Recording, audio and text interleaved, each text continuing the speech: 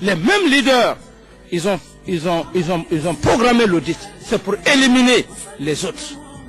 C'est pour éliminer les autres, les anciens premiers ministres. Mais on ne peut pas m'utiliser contre certains individus, contre certains citoyens qui sont leaders, qui sont premiers ministres. Je ne suis pas une machine. Les leaders aujourd'hui que je les défends, la génération de mon frère Jean-Marie, les Alpha, lesquels on a donné l'honneur à Feuba Mamadou, les Sirayo, c'est nous qui avions véhiculé leur message à l'université. C'est un problème générationnel. Merci donc, monsieur le président. Un problème générationnel. Merci, monsieur le président. C'est comme la France. Sarkozy, c'est un problème générationnel. Obama, c'est un problème générationnel. Ali Bongo ne serait pas président, mais c'est un problème. Merci donc. Mais, d'évolution en évolution, certains éléments que j'ai même sauvegardés, les autres leaders qui sont contre eux, ils les ont poussés chaque fois qu'il y a des problèmes au niveau de leur base, au niveau des forces vives, leur soi-disant forces vives. On dit à ces intéressés de passer, faire des déclarations. Où ils ont même eu à attaquer le gouvernement pour dire que le gouvernement ne fonctionne pas. C'est en ce moment où tous les membres du gouvernement, même moi j'ai été choqué. Ah donc le gouvernement ne fonctionne pas. Et ils sont venus me dire, bon voilà, puisque le gouvernement ne fonctionne pas, parce que tu as pris le dossier des audits, tu as mis dans ton tiroir. C'est en ce moment où tout le problème, puisque le gouvernement ne fonctionne pas, le gouvernement va fonctionner. Donc il faut être très sage.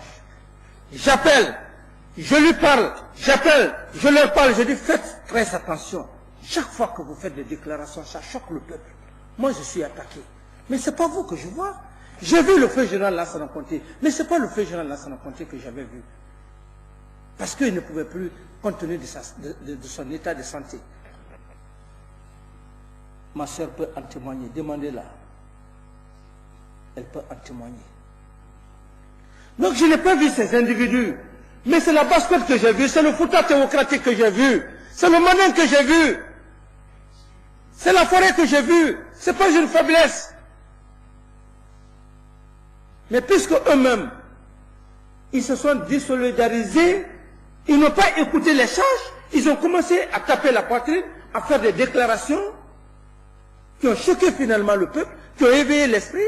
Vous avez posé la question très sagement à la case de Bellevue. Qui avait posé la question à la case de Bellevue? Je crois que le journaliste est là. Le cas des premiers ministres. C'était vous, non? Voilà. J'étais tenu obligé d'être clair avec vous. Et pour vous dire que ces leaders, qui sont maintenant vos frères, leaders, leur dernière déclaration, ce n'est pas eux qui ont parlé de l'audit. Ce n'est pas eux qui ont parlé de l'audit.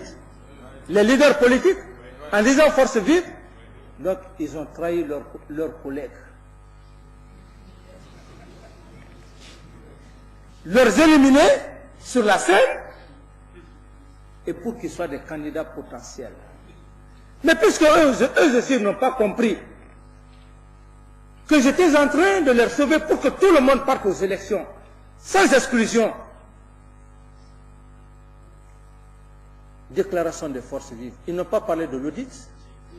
Ils n'ont pas parlé de l'audit. Je vais refuser. Ce n'est pas eux-mêmes, les leaders politiques, qui ont demandé. Le peuple va me condamner. Ils vont me condamner. C'est pourquoi je suis venu devant vous, mes frères, pour vous dire que je ne veux pas braquer une arme. Mais je demanderai également que ce système machiavélique, je connais, dans mon petit bureau, tous ceux qui ont passé à ces premiers ministres, ils sont déjà dans ton filet. Mais ils sont en train de parler à un homme qui a fait la géopolitique comme eux, les sciences po comme eux.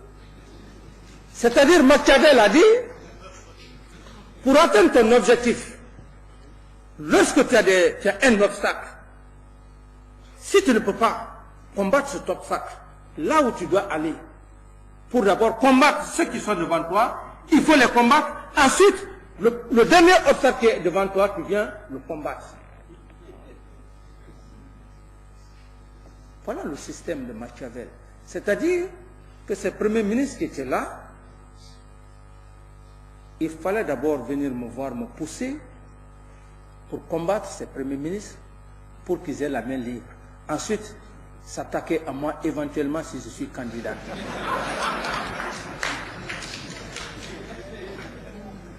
Mais je leur ai dit, je suis d'accord, chacun a fait des études, mais personne ne peut me donner des cours de Sciences Po. Personne. Personne ne peut me tromper sur cette Guinée, sur tout ce qui m'est cher, entre Dieu et moi, sur la tête de mes enfants, entre moi et ma prière. Quand tu viens devant moi, tu parles, je sais ce que tu gardes. J'ai accepté. Certains leaders m'ont dit que tant que ces premiers ministres-là viennent en relation avec eux, nous n'allons jamais servir avec toi, nous n'allons jamais être d'accord avec toi. J'ai refusé pour beaucoup de raisons. J'ai attendu leur réaction. Eux-mêmes, quand ils ont fait les déclarations en poussant certains parmi eux, qui, un jour j'ai parlé, c'était à Colombo, j'ai dit que vous avez visé des cibles. C'était ici, non? Et donc ils ont reçu. Mais ils n'ont pas reçu contre le peuple. J'ai tenu promesse. Je ne le ferai jamais. J'ai trop confiance au destin, j'ai confiance en Dieu. Même ceux-là aujourd'hui, qui se sont approchés jusqu'au moment où ils ont engagé le problème des audits pour les premiers ministres, il y a un problème d'âge. La plupart sont frappés par l'âge. Vrai ou faux? Parce que c'est nous qui avions véhiculé leur message à l'université. Et donc nous le connaissons parfaitement. Ils sont frappés par l'âge. Après 25 ans, la recherche de pouvoir, ils n'ont pas eu.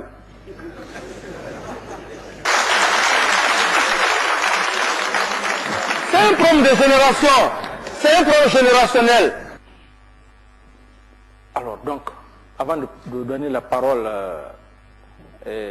à vos fils, à vos frères, à vos confrères, voilà en toute sincérité entre Dieu et moi. Parce que ça ne sert à rien. Si ces gens ont passé pour moi m'utiliser comme si le militaire était une machine. Je suis d'accord, mais ce n'est pas ce militaire-là qui est une machine. Pour dire qu'il faut faire de sorte à liquider les premiers ministres, les anciens premiers ministres. Mais ce n'est pas mon devoir. Moi, je ne suis pas là pour briser la carrière des gens. Je ne suis pas le seul citoyen de cette nation. C'est le peuple qui sait. Et eux qui parlent maintenant de l'âge. Moi, je peux prendre aujourd'hui la décision, puisque la plupart ont dépassé les 70 ans. Je peux aujourd'hui prendre la décision parce que nous sommes dans un régime d'exception. C'est un problème générationnel. Qu'on le veuille ou non, on ne peut pas faire son temps. Faire le temps de son fils, c'est pratiquement impossible. Bonjour, bonsoir, chers amis, chers collègues, chers compatriotes. Où que vous soyez, que la paix du Tout-Puissant soit avec et sur vous. Oh, Dadis, avec son allure, avec son élan et son errance. Dadis, dans ces moments forts de la transition de 2008-2009, Dadis avec son verbe, avec son terme générationnel, son problème d'âge. Nous allons analyser cette vidéo en deux grandes parties. Deux grandes parties, mais la première partie est la partie la plus importante. Il faut avoir les yeux perçants. Il faut avoir le regard d'un lion, le regard d'un léopard pour disséquer ce que je vais vous montrer dans cette vidéo.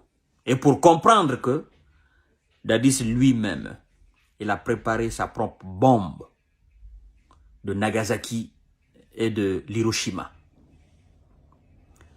Cher monsieur, ça c'était avec les visiteurs. Il parlait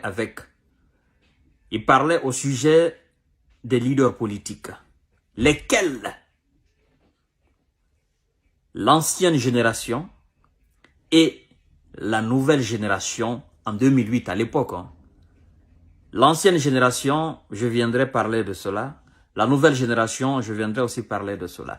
Mais la première chose, le premier aspect, le plus frappant, le plus étonnant, le premier aspect, le plus diabolique dans cette vidéo, c'est ce que je vais vous dire là. Vous savez, à la barre, notre cher ami Aboubakar Sidiki Diakité, alias Toumba, nous a dit que à un moment donné de l'histoire du CNDD, que Keburo avait commencé à prendre sa place. J'ai fouillé dans les archives pour comprendre, pour voir ne serait-ce qu'une seule image où Keburo avait pris la place de Toumba Diakité. Et par le hasard des faits, je disais que la fois dernière que le hasard n'existe pas. Oui, le hasard n'existait pas. Il n'y a pas de choses hasardeuses dans la vie. Là. Il y a deux choses qui expliquent souvent les choses qu'on ne connaît pas, qu'on méconnaît. C'est-à-dire, quand il vous arrive quelque chose de malheur, il faut comprendre que c'est un enchaînement d'événements malheureux qui provoque le malheur. Et quand il vous arrive quelque chose de bonheur, il faut comprendre que c'est un enchaînement d'événements heureux qui crée la condition de bonheur. Et dans cette vidéo-là, c'est pas le hasard. C'est ma recherche qui m'a permis de comprendre cela. Donc, c'est un enchaînement d'événements heureux qui va nous conduire, vous et moi, à découvrir la vérité de Toumba Diakité dans cette vidéo-là. Je dis bien la vérité de Toumba Diakité. Si on s'en tient à l'image, la petite image que j'ai récapitulée dans cette vidéo pour comprendre. Au début de la vidéo-là, circulez lentement, lentement. Vous allez voir un gendarme juste derrière Dadis Camara, un gendarme de grande taille. Quand vous zoomez bien, vous comprendrez que c'est M. Keburo qui est juste derrière Dadis Camara, juste derrière lui. Maintenant, de l'autre côté de Dadis Camara, il faut être très attentif et très rusé pour comprendre la position de Toumba Diakité. Toumba n'est pas derrière, mais il est à côté. Il est à côté. Si on ne fait pas doucement, on ne le voit pas. Parce que c'est juste quelques secondes. Quand on ralentit la vidéo, on voit juste la tête et la corpulence, la poitrine de Toumba Diakité. Sachant très bien que Toumba et Keburo ne s'appréciaient pas, les deux étaient à la fois derrière Dadis Camara dans cette vidéo. Ça prouve à suffisance que cette version selon laquelle Keburo prenait parfois la place de Toumba Diakité, nous avons une preuve évidente là. Je ne parle pas des autres versions. Mais je voudrais comprendre, je voudrais toucher du doigt la réalité moi-même. C'est pourquoi je me suis mis à la recherche. Ne serait-ce qu'une seule image. Et Dieu m'a donné la chance de voir cette image-là. Par contre, dans cette vidéo, c'est pas Keburo seul qui est derrière. C'est les deux. Il y a Keburo, il y a Toumba Diakité, et puis il y a d'autres militaires. Oui. Ralentissez l'image au début, tout au début, là où il parle de Ali Bongo, de Sarkozy, de Obama. Ralentissez tout au début, vous allez comprendre. Et quand j'ai vu cela, j'ai dit waouh, waouh, waouh, waouh. Comment cela a pu arriver? Comment Keburo et Toumba Diakité, qui ne s'appréciaient pas, se sont retrouvés en même temps, même endroit, derrière Dadis Camara. C'est que ce monsieur, on le voyait avec ses hommes derrière, mais il était en insécurité totale. Oui. Autour de lui-même, il était dans l'insécurité totale. Parce que ceux qui étaient censés le protéger, ceux qui étaient censés assurer sa garde, ces gens-là même n'étaient pas en harmonie. Il y avait une dualité autour de lui. À tout moment, il devrait tomber. Et c'est ce qui est arrivé à tout moment. Il y a une sorte de parano qui s'est installé autour de Dadis. Et c'est dommage pour un chef d'État. Parce que dans les conditions normales, les gardes qui sont proches du chef d'État doivent être des hommes sincères, des hommes honnêtes, des hommes prêts à se sacrifier pour la survie du chef d'État. Mais si ces gardes-là, eux-mêmes, ne sont pas d'accord, ne travaillent pas en harmonie, si parmi ces gardes-là, il y en a qui considèrent que d'autres sont instruits et il y a les autres qui sont considérés d'instruits, ceux-là aussi considèrent les autres comme des malveillants, ben écoutez, le président est en insécurité totale. Dadis était en insécurité totale à l'époque. Et quand je m'en tiens à quelques explications de Dadis lui-même à la barre, et je fais une étude comparative entre ce que lui-même a dit et ce que Toumba Diakité a dit par rapport à la sécurité présidentielle, je trouve que, quelque part, Toumba Diakité, il dit une vérité. Oui. C'est vrai, ils sont opposés à la barre. Mais par rapport à la sécurité présidentielle, je trouve que quelque part, Toumba, il dit une vérité. Parce que quand Dadis dit, par exemple, que il y avait les éléments de Kéburo à l'intérieur du stade qui étaient très bien formés, que lui-même appelait les forces spéciales, et qu'il y avait les éléments de Claude Pivy. Vous voyez un peu, il donne plus l'importance aux éléments de Kéburo et aux éléments de Claude Pivy par rapport aux éléments de Toumba Diakité, ceux qui étaient censés même être sa propre garde, ceux qui étaient censés être sincères avec lui. Vous voyez, il fait le rapport. Il y a un rapport de force là. Il dit, ce sont ces gens-là même qui ont empêché beaucoup de choses qui devraient se passer au camp Alfaya Diallo. Alors, quand Dadis a su cela, quand il a su qu'il y avait des gens qui étaient animés de mauvaises intentions, pourquoi n'a-t-il pas composé sa garde personnelle des éléments de Claude Pivy et des éléments de Kéburo et tout simplement écarté Toumba Diakité avec ces éléments? C'est la question que je me suis posée quand je l'ai entendu. Ou bien pourquoi tout simplement n'a-t-il pas écarté Toumba Diakité avec ces éléments et prendre les éléments de Kéburo, assurer sa garde? Parce que c'était les forces spéciales pour lui. Parce que c'était les mieux formés pour lui. Parce que c'était les mieux structurés pour lui. Parce que ces gens-là avaient une force terrible. Parce que ces gens-là même ont arrêté une fois les éléments de Toumba Diakité. Alors si Kéburo et ses éléments ont arrêté les éléments de Toumba Diakité, ça veut dire que Kéburo était sûr de sa force. Ça veut dire que Kéburo et ses éléments n'avaient pas peur des éléments de Toumba Diakité. Mais Dadis dit qu'il est allé là-bas pour aller calmer. Parce que les gars avaient les armes et ils pouvaient s'entre-déchirer, selon lui.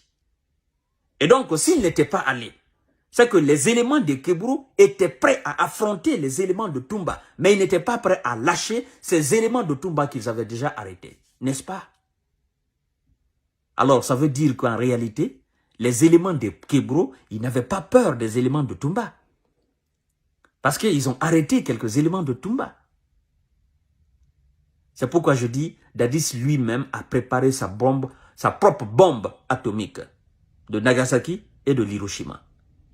Et aux côtés de ces gens-là, il y avait encore la force de Claude Pivy.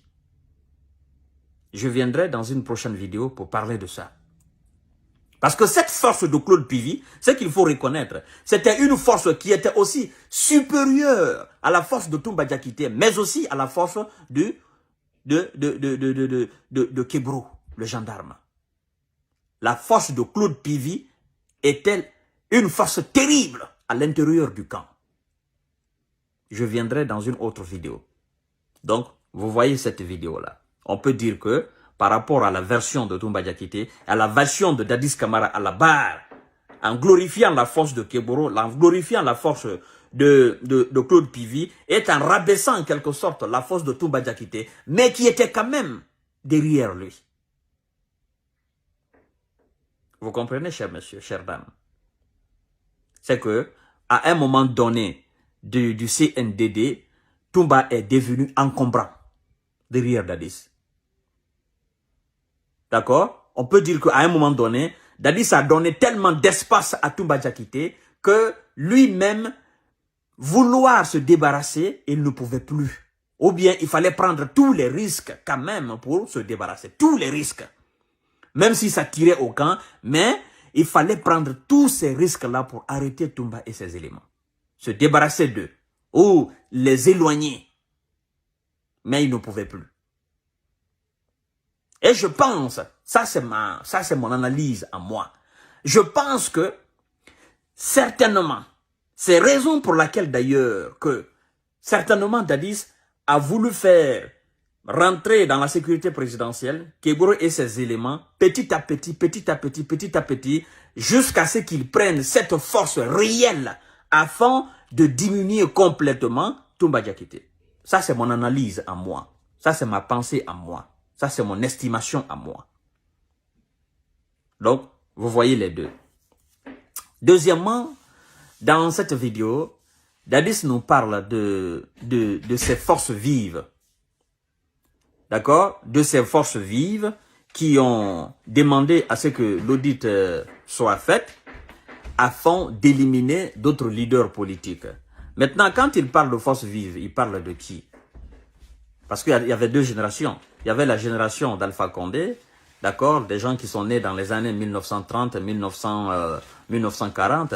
Il y avait la génération d'Alpha Condé, la génération d'Eba Mamadou, même s'il n'était plus là, la génération de Siraj Diallo, ça c'est la génération d'Alpha Condé, ça. La génération de Jean-Marie Doré, ça c'est la génération d'Alpha Condé, ça. Ce sont les rescapés des opposants historiques de la Guinée. Maintenant, après, il y a eu la génération des anciens ministres. Les Selou Dalen Diallo, les Lonsen Fall, les Lansana Kouyaté et les Ousmane Kaba. Ça, c'est la génération d'opposants des anciens ministres. C'est-à-dire ceux qui ont servi le régime de Lansana Conté. Pour ne citer que. Donc, Dadis, depuis ce temps, il n'a cessé de parler de cela. Et je crois que la personne, l'opposant qui était le plus pointé du doigt, c'était Alpha Condé. Parce qu'Alpha Condé savait à l'époque que c'était sa dernière chance. Si il ne gagnait pas le pouvoir en 2010, pour lui c'était fini. 10 ans plus son âge, dans les années 2008, il avait 70 ans et quelques. 10 ans plus, ça lui faisait, ça devrait le faire 80 et quelques, sans avoir le pouvoir. Donc, certainement, en pointant du doigt Alpha Condé, qui est passé par toutes les ruses pour éliminer Selou Dalen Diallo, éliminer les anciens ministres, les Lonsen Fall, les Ousmane Kaba, et il explique d'ailleurs ce qu'il appelle Machiavel, éliminer les autres et après faire face à lui, Dadis Camara. Donc, ce qu'il faut comprendre là, c'est que dès le début de la transition de 2008, il y avait cette chose-là. Dadis a su qu'en réalité, ça devrait être difficile. Oui, ça devrait être difficile. Parce qu'il dit, il est venu dans mon bureau. Il m'a dit que ton voleur est là. En parlant de Selou Dalen Diallo. Il parle d'Alpha Condé. Alpha Condé serait venu dans le bureau de Dadis et lui aurait dit, ton voleur est là, devant toi. En tant que tu ne l'arrêtes pas, je ne serai pas avec toi. Je ne viendrai plus dans ton bureau. Alors, est-ce que, à l'époque, en disant ton voleur est là, est-ce que alors Alpha Condé était conscient de la capacité électorale de Selou Dalen Diallo? Même si il n'avait jamais participé à une élection présidentielle. Est-ce que Alpha Condé avait déjà mesuré la force électorale de Selou Dalen Diallo? Est-ce que Alpha Condé savait que s'il allait dans les urnes avec Selou Dalen, est-ce qu'il savait que Selou allait le battre? Est-ce qu'il avait déjà fait cette estimation? Je crois que oui, en tant que vieux renard de la politique, je crois qu'en réalité, il avait compris, il avait vu venir cette force-là. Il avait su que cette force, laissée à elle-même, pouvait effectivement le faire trembler, pouvait complètement l'anéantir. Parce que Dadis dit quand même que Alpha Condé a mis un accent là-dessus, en disant ton voleur est là, en tant qu'il est là avec toi, je ne viendrai pas dans ton bureau. Vous comprenez? Par contre, il ne nous a pas dit que Cellou Dalein est venu dans son bureau en disant si tu n'élimines pas ces vieux, ces anciennes générations, je ne viendrai pas dans ton bureau. Non. Donc en réalité pour lui, l'audit était une machine d'élimination des autres leaders, c'est-à-dire la nouvelle génération, la génération de Cellou Dalein Diallo, de Ousmane Kaba. Pour lui, c'était une machine. Et lui dit que il pouvait prendre la décision. Il n'a pas terminé la phrase. Mais si on doit terminer la phrase, qu'est-ce qu'il voulait dire? J'étais le président. Nous étions dans un régime exceptionnel. Je pouvais prendre la décision de dire il faut qu'on limite l'âge. Il faut qu'on fasse une limitation d'âge. C'est ce qu'il a voulu dire, mais il n'a pas terminé la phrase. Il est passé à autre chose. Donc pour lui, si l'audit a été mis en place pour éliminer les Cellou Dalein Diallo, c'est-à-dire les anciens ministres qui étaient estimés être des voleurs, donc lui aussi il pouvait prendre la décision de limiter l'âge parce qu'il dit que ces anciens opposants historiques-là, ils étaient frappés par l'âge. Il dit bon, c'est nous qui avons passé leur message à l'université, parlant d'Alpha Condé, parlant de Jean-Marie Doré. Cher monsieur, la transition de 2008-2009, ça ne pouvait pas durer. Avec le recul, on analyse, on comprend que ça ne pouvait pas durer. Non, non, non, non, non, non. Dadis ne pouvait pas rester à la tête de l'État. C'était impossible. Il y avait tellement d'opposants, il y avait tellement de rapports de force, il y avait tellement d'alligators, il y avait tellement de félins autour de lui, il y avait tellement d'envieux, il y avait tellement d'ambitieux, de prétentieux présidentiels que Dadis ne pouvait pas. Et lui, son très grand défaut encore, il s'est mis à bavarder trop, parler de gauche à droite. Les médias, il s'attaque à tout le monde, il parle à tout le monde. Vous comprenez? Il dit tout. Même les choses qui sont censées être des choses secrètes de la présidence. Lui, il dit tout, il met tout sur la place publique. Ça a été aussi son très grand défaut. Et je crois que notre président actuel, le colonel Mamadi Doumbouya, il a tiré les leçons des erreurs de Dadis. Il a eu beaucoup d'expérience de la gestion de Dadis et de la gestion de Sekouba Konaté. Et je crois que c'est pourquoi d'ailleurs, lui, il n'est pas bavard. Il agit dans l'ombre. Il agit. C'est ça. Donc, cher monsieur, je crois que vous avez compris la quintessence de cette vidéo. Dadis avec son terme générationnel, son problème d'âge. Donc, voilà un peu mon analyse de la situation. Petit à petit, nous saurons la vérité. Merci beaucoup. Je suis encore à la quête de la vérité. Et partagez largement cette petite vidéo. Bye. Alors, cher public, je suis obligé de vous faire cette vidéo comme ça. En fait, vous l'avez tous écouté. C'est un monsieur qui essaie de comparer. En fait, d'abord, je vais vous rappeler, c'est un monsieur qui, au début, il défendait Dadis. Mais il a eu à faire ses recherches. Il a eu à faire beaucoup de recherches par rapport à ce que Toumba avait déclaré à la barre. Donc, il aurait trouvé comme élément ce que Toumba disait, c'est-à-dire le fait que Kegoro voulait s'infiltrer entre lui et Dadis. Il avait trouvé que c'est vrai. Donc, du coup, il nous a fait une vidéo comme quoi c'était réellement vrai ce qu'il voulait. On est d'accord? Ça, c'est un premier point. Le second point, c'était le point concernant les opposants. En fait, Dadis, lorsqu'il était venu, il y avait des opposants qui étaient venus dans son bureau. Il cite notamment le nom d'Alpha Condé, qui aurait dit que tant qu'il y a Cellou Dalein à côté de lui, il ne va pas venir dans son bureau. Pour lui, c'était un voleur. Maintenant, il fait une analyse très pertinente. Pour lui, Alpha Condé avait déjà fait des analyses. Vous savez, Alpha Condé, il est très malin en fait. Ça, on ne peut pas nier cela. C'est un opposant très très malin. Un opposant historique et très malin. Donc, Alpha Condé, il avait déjà fait une analyse. Comme quoi, s'il partait aux urnes avec Cellou Dalein Diallo, Cellou Dalein l'aurait dépassé largement. Donc, il s'est mis à s'infiltrer. Il s'est mis à chercher des forces, des voix et moyens dans le but d'éliminer Cellou Dalein Diallo. Si vous avez remarqué, Dadis aime parler du plan machiavélique. Le plan machiavélique, c'est quoi? Certes, avec les différentes explications de Dadis, il en fait autant, il en fait beaucoup plus qu'on ne comprend pas. En résumé, c'est quoi? Le plan machiavélique, ça consiste à faire tout ce qui est possible dans le but de conquérir le pouvoir. C'est-à-dire tout ce qui peut être fait afin de conquérir le pouvoir. C'est-à-dire le pouvoir dent pour dent, œil pour œil. Est-ce qu'on est? S'il faut éliminer, s'il faut tuer, s'il faut, quoi qu'il faut faire pour conquérir le pouvoir, c'est la bienvenue. On est d'accord? C'est-à-dire tous les moyens sont permis pour avoir le pouvoir. C'est ça le plan machiavélique. Donc, dans cette analyse, on comprend que voilà, à l'époque, Alpha Condé, c'était son ambition. Il est venu voir Dadis, soit disant que si Dadis n'essaye pas de faire l'audit afin d'éliminer Cellou Dalein Diallo, lui ne va plus venir dans le bureau de Dadis. On est d'accord? Ça, c'est un autre point que on a eu à tirer de cette leçon. Mais en fin de compte, l'idée générale, c'était quoi? C'était que Kegoro voulait s'infiltrer. D'autre part également, qu'est-ce qu'il fait? Il signale aussi que Kegoro et Toumba Diakité, en plus Dadis et Pivi, ainsi que les leaders politiques, leur rapport de force était de telle sorte que Dadis ne pouvait pas durer au pouvoir. On est d'accord? Pour lui, Dadis également a joué un rôle très important dans ça. C'est-à-dire, il ne pouvait pas rester au pouvoir. Pourquoi? Parce qu'il mélangeait ce qui est public et ce qui était privé. On est d'accord? C'est bien qu'il aimait. Il clamait beaucoup en fait l'amour de la patrie et ainsi de suite.